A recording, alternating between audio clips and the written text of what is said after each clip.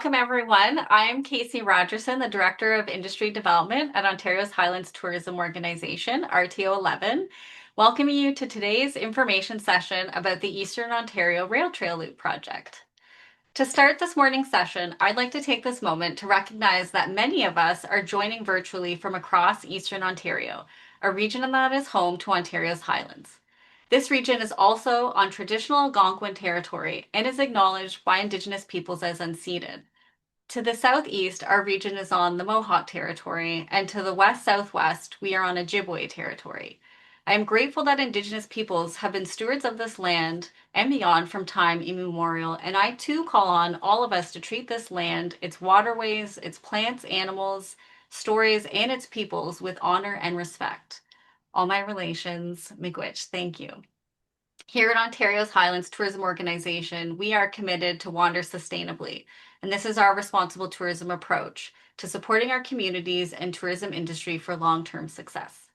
We continue to offer training and educational sessions that feature topics that are aligned with our guiding values and principles of inclusivity, community alignment, and sustainability. Today's information session is focused on a collaborative regional product development initiative that is aimed at establishing Eastern Ontario as a premier cycling destination. And OHTO is a proud partner offering administrative and strategic oversight support for this partnership. It is my pleasure to welcome today's guest speakers, Jane McCulloch from Terminus Consulting, the lead contractor managing the trail tourism assessment and infrastructure planning for this project, and Amy Hogue from Dragonfly Communications and Marketing, the lead contractor providing marketing and communication support. So about the Eastern Ontario Rail Trail Loop project, for some of you, this may be your first introduction to the project, but for others, you may have been following along. This initiative first sparked back in 2023 in a conversation with a number of our project partners, being the counties of Frontenac, Renfrew, and Lanark, as well as the township of Rideau Lakes and the town of Smith Falls. It is focused on creating a premier signature cycling experience that leverages the existing trail network of the OVRT, KMP, the Algonquin Trail, and the Cataraqui Trail. We were excited recipients of receiving through the Tourism Development Program funding to help us achieve the first phase of this project, which was the assessment phase, as we call it. And through that, we were able to establish our 2030 vision, which again, as I mentioned, is to create what would be a 360-kilometer cycling experience, connecting our communities and leveraging that trail network. I will now turn it over to Jane, who can fill you in more on what we've accomplished in phase one with this project and about trail towns. Great. Thanks, Casey. It's a pleasure to be here today with everybody to talk about this exciting project. I've had the opportunity to work on it for the last 2 years, and I've really learned a lot about the region, and I think that the opportunity that you have in Eastern Ontario is phenomenal. And so today I have the opportunity to speak to you a little bit about what trail tourism is, what trail towns are, a little bit about the assessment process, and then Amy will be speaking about the market readiness of the project. So to give you a bit of an understanding about what trail towns are, we thought we'd start with the overview of what a trail town is and what the value and benefit is to having trail towns along the trail. So trail towns are not just places the trail passes through, they are destinations. This means designing spaces, public spaces, amenities, and services that welcome the cyclist. The goal is to encourage trail users to stop, spend, and stay overnight. So what is a trail town? A trail town is a welcoming community located along a trail designed to support and benefit from trail users through strategic planning and tourism development. This does not, however, mean that a trail town is exclusively for the trail tourist. It actually is an opportunity to encourage local residents to become more engaged in the trail and provide economic opportunities outside of the trail experience as well.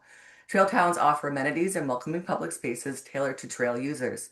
This model boosts rural economies by drawing trail users off the trail and into towns to eat, shop, and stay, especially valuable for small towns. However, success relies on collaboration between municipalities, businesses, and community members to ensure readiness and shared beliefs. This is a proven model. There are over 50 examples of trail towns both in Canada and the United States. Majority are in the United States, but they are truly successful. And we'll talk a little bit about two examples around how they've actually benefited their region. So why are they successful? Well, there's a built-in audience. Trails like the Eastern Ontario Rail Trail Loop attract thousands of cyclists, walkers, and outdoor enthusiasts. These visitors, as we've already said, are already traveling through the region, and trail towns give them a reason to stop and spend and stay. It's low cost and high impact. Many improvements are low cost. These include bike racks, welcome kiosks, water stations. We're not talking about major infrastructure projects like buildings and large parking lots and those types of things. That's compared to large infrastructure projects. Trail town investments yield strong returns with minimal risk. The local business boost. So cyclists typically spend $250 to $300 a day, and you'll hear this throughout the presentation on food, lodging, and experiences. Towns benefit from new revenues at cafes, shops, markets, and inns. And as I noted before, this isn't just for the trail tourists, it's also for the residents. Trail towns increase civic pride and revitalization. Beautification, signage, and community pride and community events around the trail increase town pride. Residents become advocates and towns become more attractive to visitors and locals. And then finally, it's flexible and scalable. Trail town principles work in small villages or larger communities. Communities can scale up over time, starting with basic services and then adding deeper programming or branding. Now we're going to talk a little bit about the economic impact of trail towns. And so visitor spending drives local economies. Users of recreational trails spend substantial amounts on accommodations, food, retail, and services.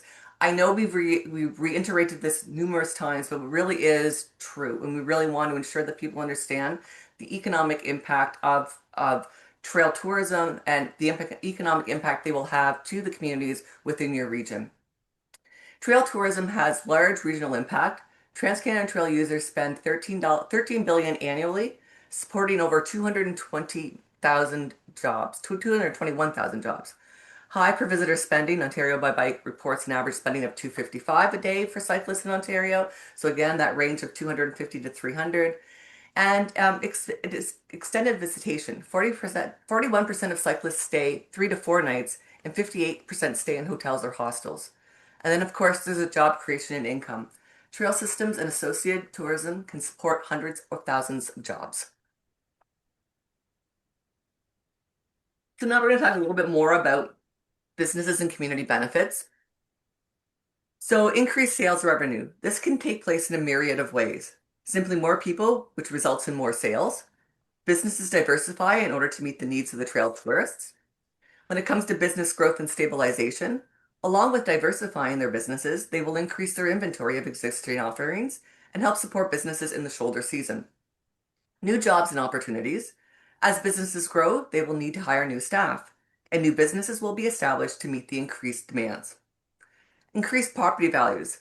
Trails create an amenity that commands a high price for nearby homes.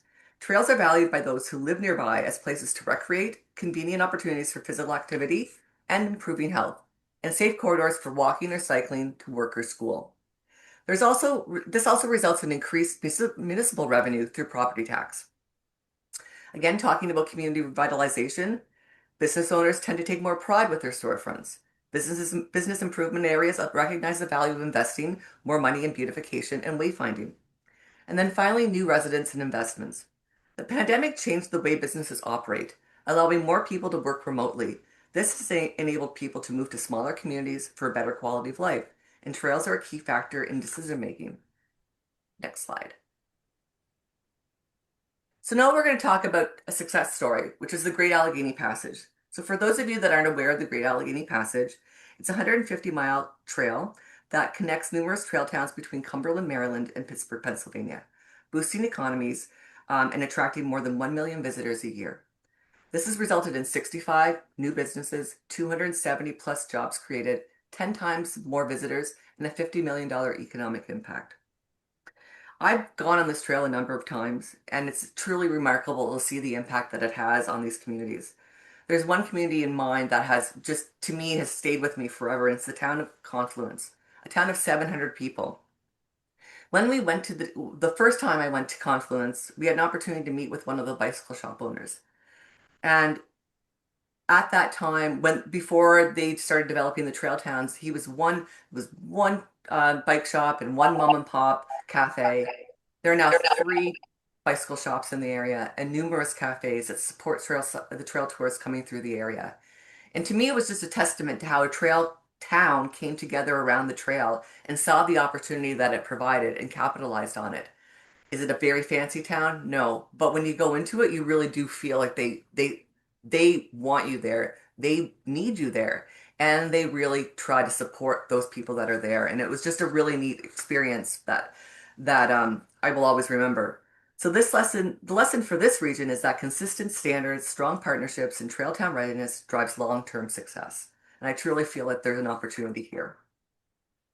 So the other story is the Trent Severn Trail Town, and so that is one that's close to you. It's an Ontario-based proof. The Trent Severn model shows how coordinated tourism development benefits rural communities. This approach is directly applicable to this region's trail towns and lake-based communities. And I would encourage you, if you haven't already, to go to their website to see what they've done. It'll put things in context for you so you have a better understanding of what can be done in this region. And sort of not modeling because I believe that every trail town has to be different and has to meet the needs of the region. But you certainly can take a look at it and put, understanding sort of the local realities of the Trent Severn waterway. So now we'll talk a little bit about the Eastern Ontario Rail Trail project. We'll just move to the next slide and I'll go over a little bit again. This has been run through, but I just want to reiterate the fact that that this was started in 2023. And when we get to the sort of the slide that we talk about what we've accomplished, it's quite remarkable what we've been able to do in the last 2 years. So again, this is a big project, and I've worked on many projects in the past, and currently working on projects. And to see what we've done in 2 years is really quite remarkable. So again, this is going to be a 360-kilometer off-road cycling loop in development across three counties of Renfrew, Frontenac, and Lanark, along with the townships of Rideau Lakes and the town of Smith Falls. So we're connecting the Cataraqui, KMP, and Ottawa Valley recreational trails to create a signature tourism-ready experience. This is led by project partners and administered by the Ontario Highlands Tourism Organization, and the project is designed to drive rural economic growth, promote sustainable travel, and revitalize trail-connected communities.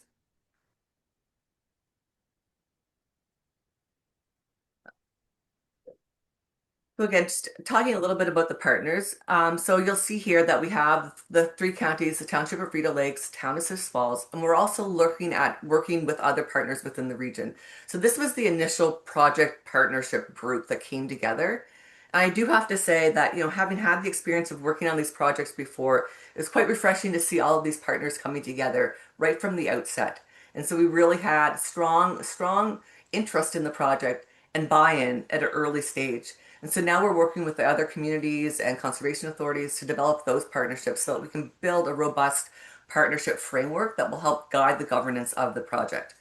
Again, it's administered by the Ontario Highlands Tourism Organization, and we are supported by the conservation authorities, tourism and economic development organizations. And this has been formalized through regional memorandums of understanding, unified by a 5-year roadmap and shared vision to position Eastern Ontario as a premier destination for rail trail cycling tourism. We'll talk a little bit about the partnership roles and responsibilities because I think it's important to understand that there's a role for everybody and it's not just one person. This is, it's multi-departmental. We've got a bunch of different players and it really is a lot of work to make sure that we get the right people at the table to make sure that this project is moving forward. So from governance and coordination, we are establishing a formal partnership agreement and defining roles, responsibilities, and decision making.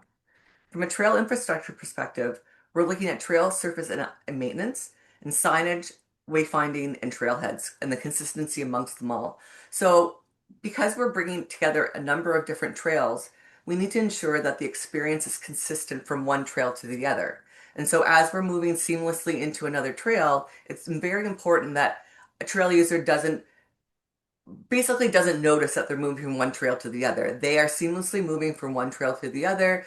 You're going to be changing topography, but the trail condition and the experience on the trail is very consistent. From a product development perspective, we're building a cohesive loop identity and enhancing on-trail and off-trail experiences. From a community and business engagement perspective, we're gearing up for Trail Town readiness, and we're doing business engagement and visitor services. And then finally, from a marketing and market readiness perspective, we're aligning the product to high-yield cycling markets, and it's a phased approach to readiness across the network. This collaborative structure is essential to delivering a seamless market-ready trail experiences.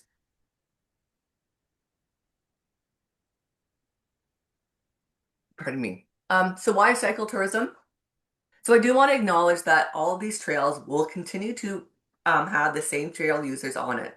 So this is not a trail project that is going to dictate trail use. But what we are doing is developing a product that elevates the trail experience, trail surface and condition to meet the needs of one of the fastest growing segments of experiential travel, which is cycle tourism. So I don't want anyone to worry that we're going to be removing experiences or trail users.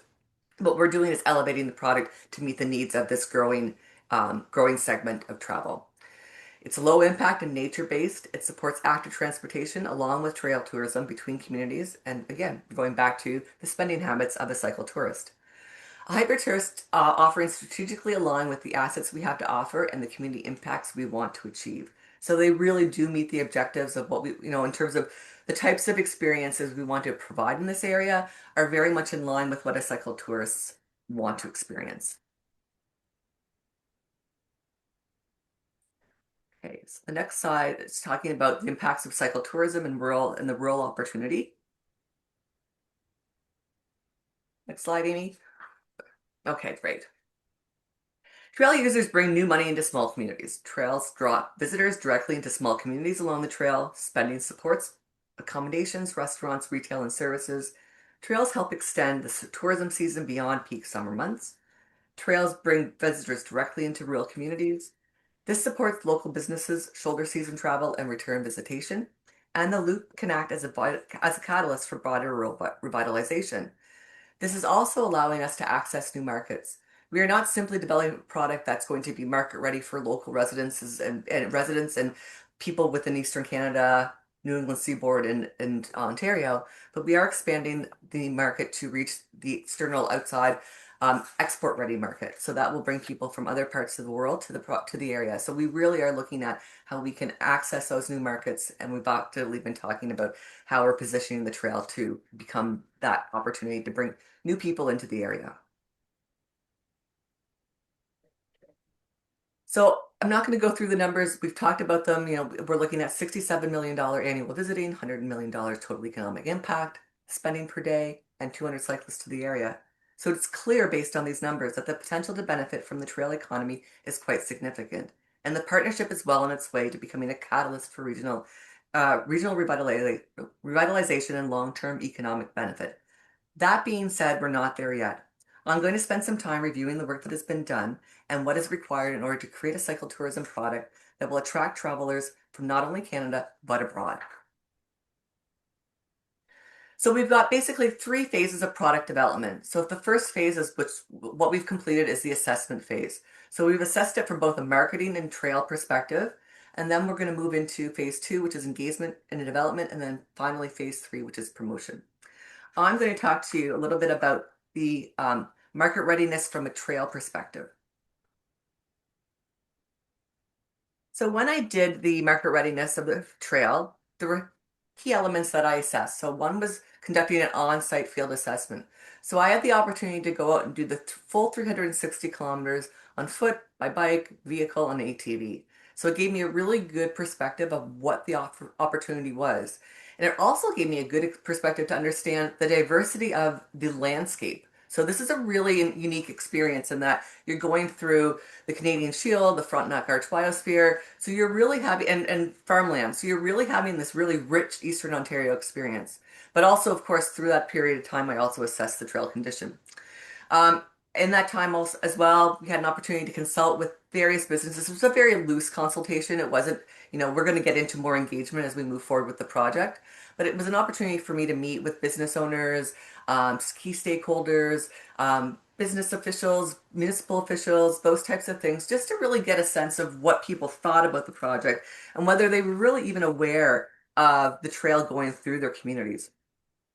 And then I reviewed existing plans and policies like trail management plans, um, signage plans, policies, procedures, those types of things.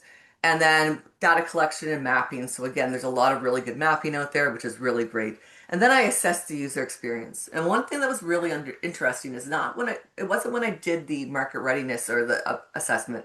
It was when I brought a delegation of trail users from other parts of the world when we had the World Trails Conference.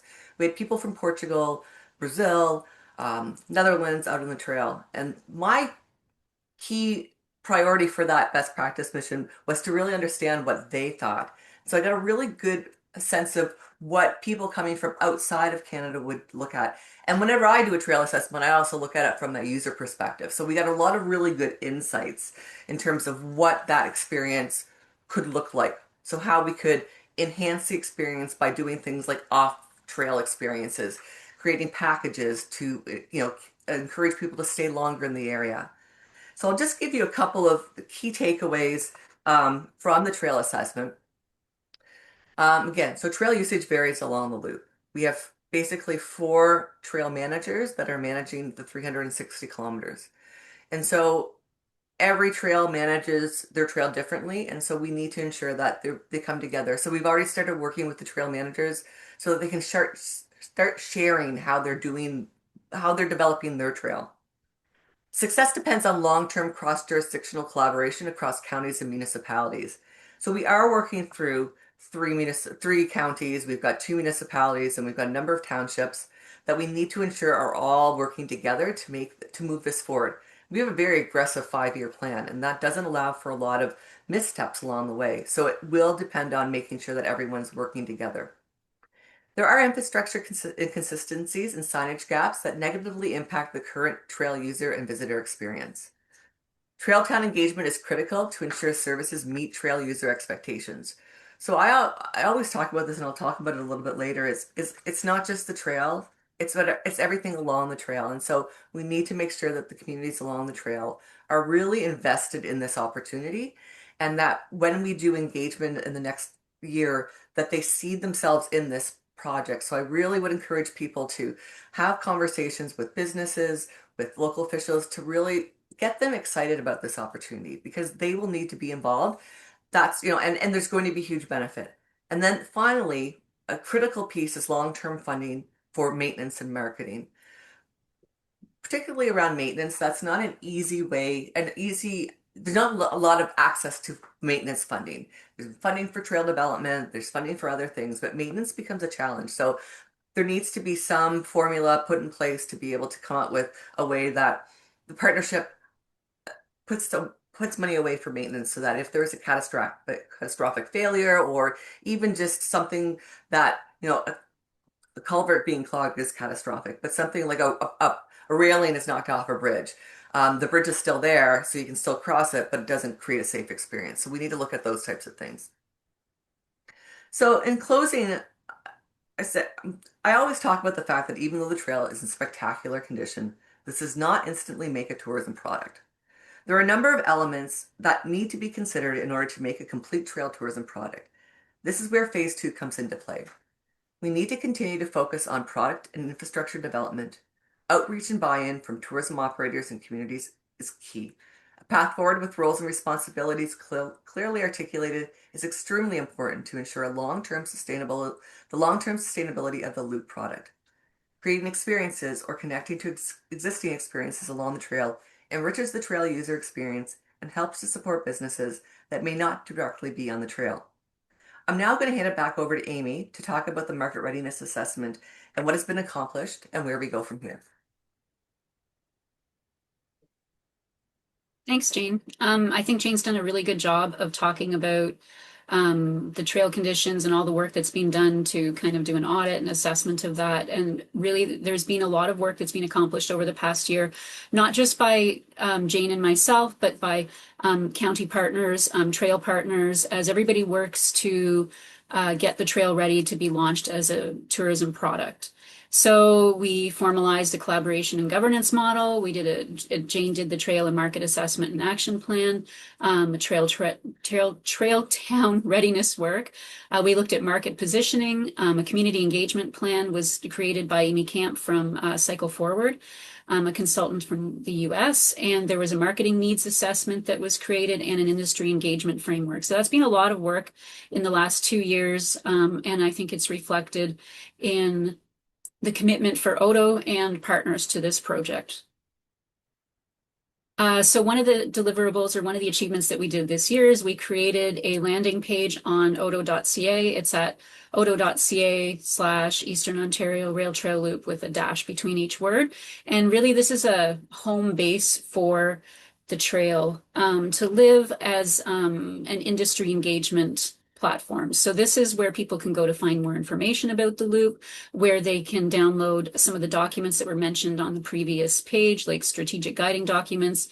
It's where you can sign up for more information about the loop, read media releases. So it's really a dedicated landing page that's a critical part of the industry engagement piece. This is also on that page, but this is one of the first, well, besides the branding, which you've seen on each of the slides, there's the logo at the bottom and it's at the top left hand of this slide, which is really just the industry branding. We created only an industry branding. We haven't decided yet. There's been nothing in terms of consumer branding, but we needed to do something to identify and frame the loop in a way that industry, tourism partners, and operators can understand. So one of the big ways of doing this was this map that you can see on this page here, which identifies the entire loop route and all the communities that it passes through. Because really the trail, it's already in existence in the different trail, the Cataraqui Trail, the KMP, and so on. So it's mapping out that route, but identifying the trail experience along the route, which is really these small towns, and ultimately we'll have like points of interest, pardon me, along this that help to identify what the trail experience will be like for riders. So you can see here all the different communities that this passes through. There is kind of a gap on the western side between Calabogie and Clarendon Station. So that's a really good opportunity actually for some operators to set up, B&Bs or something to maximize the trail experience along that route. You can see from this that the loop connects diverse landscapes, the Canadian Shield, the Frontenac Biosphere Reserve, and the UNESCO World Heritage Site of the Rideau Canal. So this really is key in positioning Eastern Ontario as a premier cycling and nature-based tourism destination. So some of the marketing projects that we did last year, we have to keep in mind that the trail loop itself is not market ready, but there are market ready segments along the trail. These are segments that are doable, have good signage. We'll talk a little bit more later about what makes a segment market ready. But in 2026, we're doing 2 promotions with Ontario by Bike through their newsletter. In 2025, we did 1, and you can see kind of the example, well, not the example, that's from the Ontario by Bike website on the right here that shows the article that went out. It was a cycling segment between Carleton Place and Pakenham.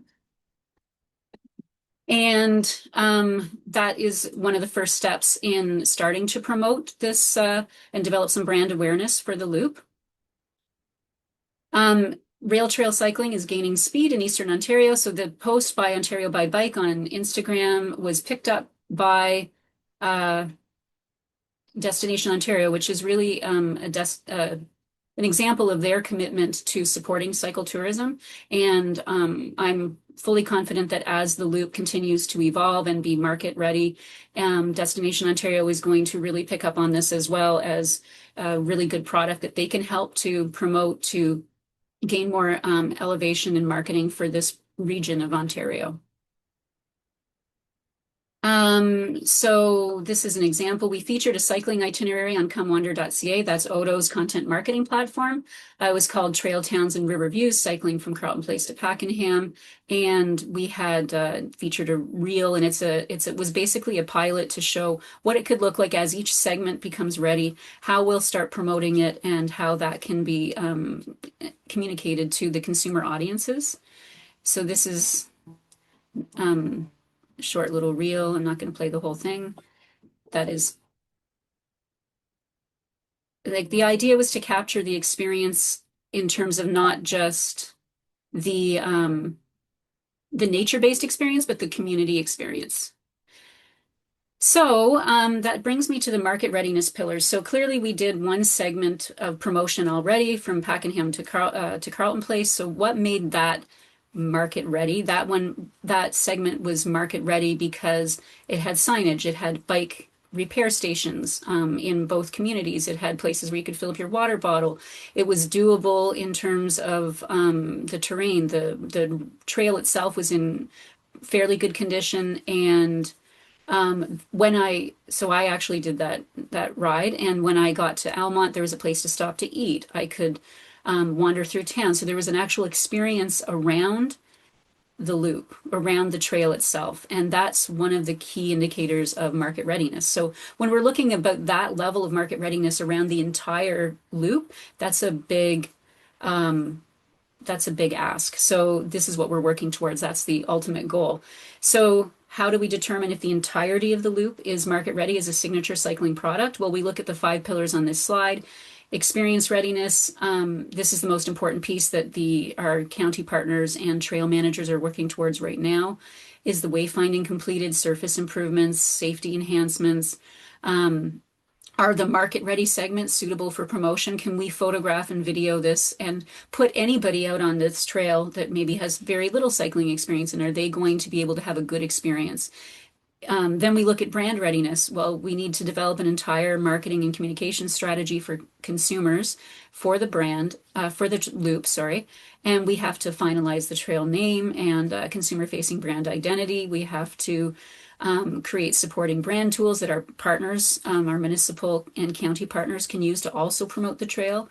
We have to look at the digital readiness, like do we have a Ride with GPS platform set up? Are there digital maps out there? How are people going to find and follow the route? It's pretty self-explanatory because it's pretty straightforward on a trail loop, but still we need to have these digital pieces ready and unrolled already. And then we look at asset readiness. We have to build up the tourism assets that we're going to use to ultimately market the loop. That's photo, video, stories, itineraries, editorial content. But we also have to think about, we need to get industry engaged and to buy into this product, to elevate it up, to make it like a really signature cycling experience. And that means we need to look at the industry focused collateral that we have to have in place to recruit businesses and partners before the trail launches. And then we look at partner readiness. Is trail town recruitment and onboarding completed?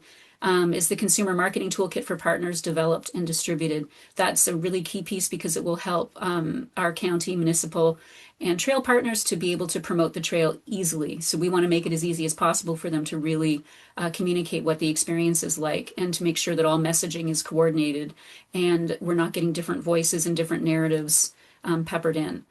So, pardon me. Basically, we need to ensure that we are all able to communicate about the trail with effective branding, messaging, and assets at a point when the trail itself, the actual physical trail, is ready to welcome visitors. Given there are 360 kilometers of trail to look at doing this with, this is not a small project, but it's something that's well underway, and we are on track in delivering it in the next 5 years, or I guess we're looking at the next 3 years. So what's next?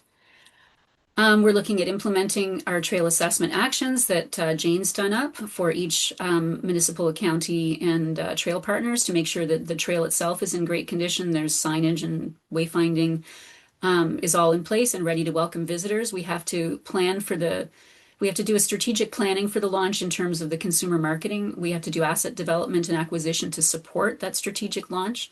And then we have to do a market readiness assessment, which is actually ongoing and is what I spoke about earlier in terms of when it reaches the market readiness point. Our commitment for 2030, this is our launch date. This is the go date for a market ready and export ready product. And I'll explain the difference between export ready and market ready in a moment. So our 2030 vision is it infrastructure ready? Does it have consistent signage? I keep hammering on that because it's really, really important that people don't get turned around, lost, or just have a bad experience. So we really need to make sure that everything is clearly identified for users. Is it community ready? Are there primary and secondary hubs with long-term parking? Like, where do you park at the trailhead? Can people leave their car there for long periods of time? Are there amenities? Can you pump up your tires? If you end up with a flat, are there bike tools there for people to fix something? Is there food and drink and places to stay? That's community ready. Is there an integrated visitor experience? That would be like the website, social itineraries, GPS integration. And is it governance ready? That's something that's being worked on in the background over the last 2 years.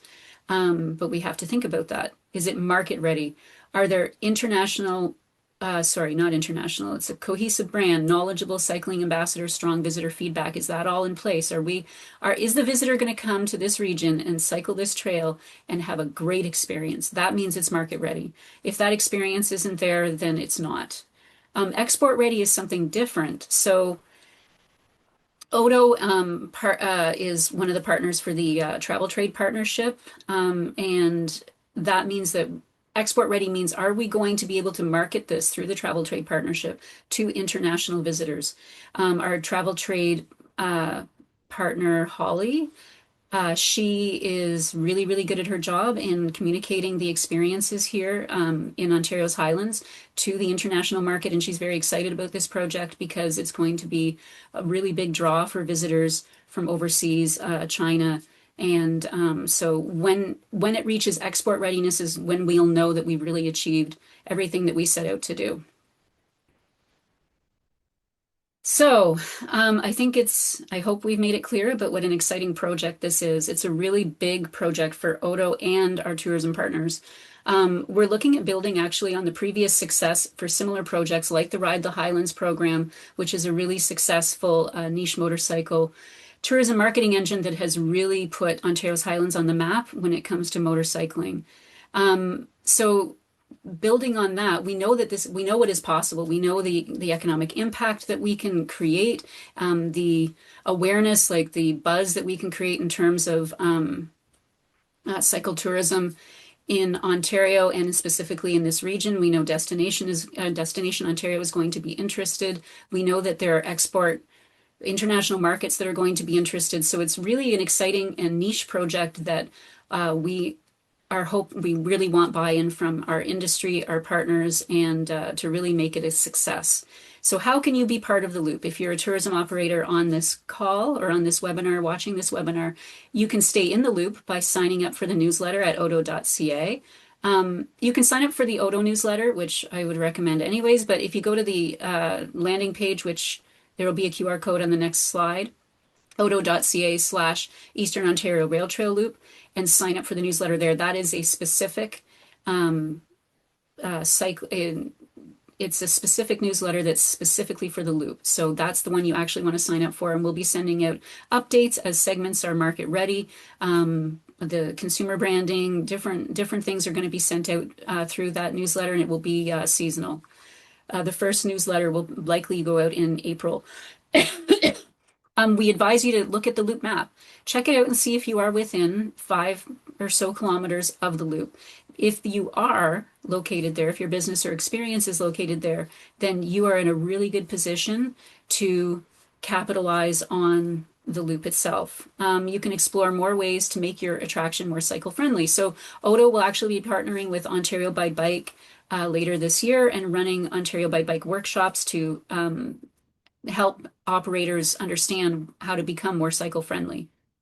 We're going to connect with other businesses. We suggest you connect with other businesses on or near the loop.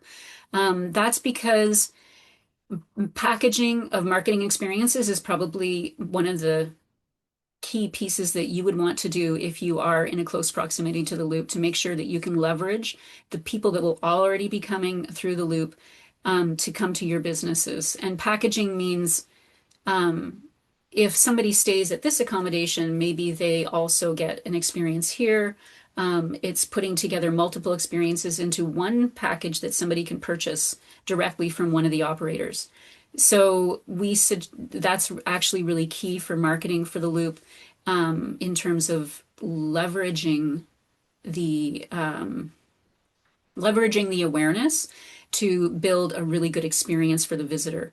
And that is the kind of thing that's going to extend stays from 1 to 2 to 3 or 4 days as people travel the loop. How are they going to eat and drink, and where are they going to stay? So that's something that you have to think about in terms of your experience and how you can meet those needs of the visitor. So, to stay in the loop, we're going to be using that pun a lot, I can already tell. To stay in the loop, you can scan this QR code to learn more about the Loop project and to subscribe to the e-newsletter on that page. We will be sharing content there as it becomes available. And I'm sure that Casey will something be going out after the webinar that will also have that link so that, but that's the first thing that you can do right now. Are there any questions? I haven't been able to monitor the chat at all, so. There are questions, but I have addressed them for the most part in the chat. But for those, if you haven't seen the chat, one question was, how does a business get added as a recognized destination along the route? This was addressed in that the partnership is looking to work with Ontario by Bike and focused on developing that cycle-friendly, welcoming environment, both for businesses and communities, particularly the ones that are along the loop, which we call the primary or secondary hubs. Another question was, is there a plan to add Haliburton County to the trail? And at this time, this project is focused on the defined loop region, like the loop that is defined by that trail network. Having said that, Ontario's Highlands, we are keen to establish the region overall as a cycling destination, which means supporting the communities outside the loop with cycle development because visitors will be looking for different types of experiences, and there are different cycling experiences. A rail trail experience is very different than a gravel kind of trail experience or even a road cycling experience. So we really do want to, ensure that the entire Ontario's Highlands region is cycle friendly or welcoming and can take advantage of this new kind of, I guess, spotlight on our region as a cycling destination. Um, There was a question about local businesses being able to sponsor sections of a trail, similar to Adopt a Road. And I saw that Scott Hamilton from Renfrew County kind of addressed this, and our other project partners who are the trail managers or manage the trail infrastructure. This is something that they may already have a signage program for businesses that can collaborate with them, but this is also something that they may be looking at. So that's really, I know Jane kind of spoke to this. This project really depends on the various different partners coming to the table for the different elements. There's the trail infrastructure side, but then there is the community engagement side, business community engagement. Then there's also marketing. So those three kind of key areas have different people at the table. But what's amazing about this partnership is we're all coming together and seeing that 2030 vision of what we're trying to achieve. Another question is about the OHTO route. So that is something that Ontario's Highlands, we are engaged in participating in the public consultation sessions that OHTO has out. It's unknown at this time what the corridor plans are, so we are continuing with the project and are always open to partners. So we'll see where it goes. But at this time, we don't have any concerns or considerations because there's too many unknowns. And will there be limitations on the amount of signage along natural trails? Again, this would be something for consideration by trail managers. Many of them are very, in tune or looking to get community insight or feedback on what that could look like. But then there's also best practices being shared through Jane to support the trail managers with establishing what signage could look like. And another question. I see about building on snowmobile trail infrastructure to build small trails to join up. Um, there's a response by Scott Hamilton. Thank you. And yes, again, that with this project, if you can't, if you're, if it doesn't directly, if you can't see a direct line of opportunity for your business or community, I would say looking for those ways to link up to the loop is where those opportunities lie. If it's packaging and partnering, or even just leveraging when when that loop comes to market and market ready, what's your proximity? Are you near a trail that links up? Then definitely promote and support the fact that you link up. So with the snowmobile trails, yes, if the rail trail, like we're looking at these investments in the trail network as also just being an investment in the trail network. This particular project is focused on the cycling market, but a good portion of our trails on the loop are also multi-use, some of which are motorized. So we do also understand and recognize that there are other trail users who will use it. And so the infrastructure work that we're doing is to benefit all trail users in a more, an enjoyable experience. Being able to find the signage, being able to park, that's going to benefit everyone. And that's why we really support and are seeing the potential with this project. While it may be niche, at the end market goal, all the work that we do leading up to it will benefit many. Uh, just looking if there's any more questions. Feel free to put it in the chat, or if you'd like to just unmute and ask a question. I feel like I went a bit rapid fire on answering those questions. I think, Casey, on when Jane was talking about the stages of product development, the phase one assessment, phase two engagement and development, and phase three promotion, it's just important to note right now we're in phase two, which is engagement and development, and the promotion probably won't start till 2028 or 9, or depending on market and export readiness. So this is a really good time for operators to get involved in the process and really build engagement before it launches. Great. And I know it was brought up, anyone who is registered for today's session will receive a post-event email, which will have links that I shared in the chat, as well as a link to the recording of the session, and a link for subscribing to the newsletter that Amy mentioned that's specific to the project. And I highly recommend, if you have any questions, you can reach out to myself or to the members of the team, or in your own community. There are the different project partners that would very much be interested in connecting with you directly to learn about, your support or interest in the project, or opportunities to help you align with the project. That is the phase that we're in. And so this is the engagement is what we're really focused on. Just looking in the chat. Okay. Well, thank you everyone for joining us. Thank you, Jane and Amy, for your presentation and sharing the project update. Thank you all. I hope you have a great rest of your day, and hope to hear from many of you about the Loop project and see what we can do to help you get connected.